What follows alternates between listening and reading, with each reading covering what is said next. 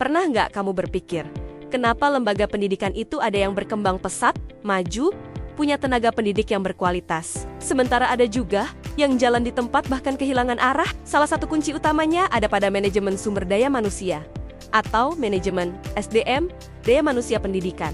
Di era globalisasi dan digitalisasi pendidikan seperti sekarang, plus tantangan degradasi moral yang makin terasa, kita nggak bisa lagi mengelola guru, staf, atau kepala sekolah hanya dengan cara-cara lama. Harus ada manajemen yang kokoh, profesional, tapi juga punya landasan spiritual yang kuat. Nah, disinilah buku Manajemen SDM Daya Manusia Pendidikan karya Enik Nur Faizah hadir, memberi jawaban.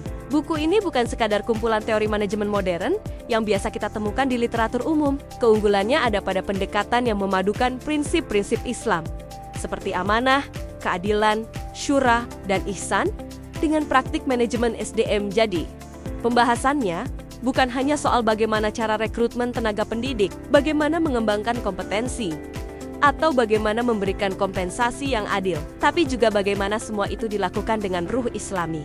Setiap bab bahkan diawali dengan pengantar yang bernuansa Al-Quran dan hadis, sehingga kita nggak cuma paham teknisnya, tapi juga mendapat penguatan nilai spiritualnya. Isi bukunya sangat terstruktur, ada 14 bab yang membahas berbagai aspek manajemen SDM, daya manusia pendidikan, mulai dari konsep dasar, perencanaan, rekrutmen, pengembangan SDM daya manusia, penilaian kinerja, kompensasi hubungan industrial, sampai pemanfaatan teknologi.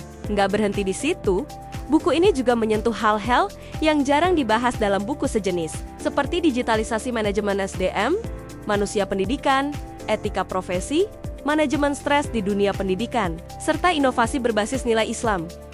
Jadi, pembaca diajak untuk melihat tantangan nyata, sekaligus solusi aplikatif yang bisa diterapkan di lembaga pendidikan, baik sekolah, madrasah, maupun perguruan tinggi.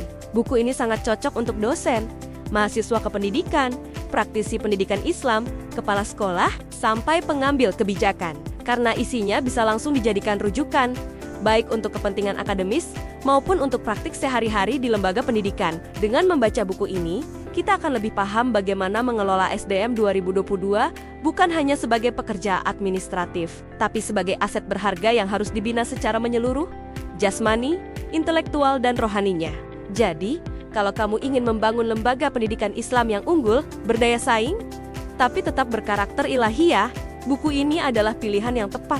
Manajemen Sundembre Datema, Enik Nur Faizah, bisa kamu dapatkan di www.inovasipublishing.id. Yuk, mulai kelola sumber daya manusia pendidikan dengan cara yang lebih bermakna, lebih profesional, dan tentu saja lebih sesuai dengan nilai-nilai Islam.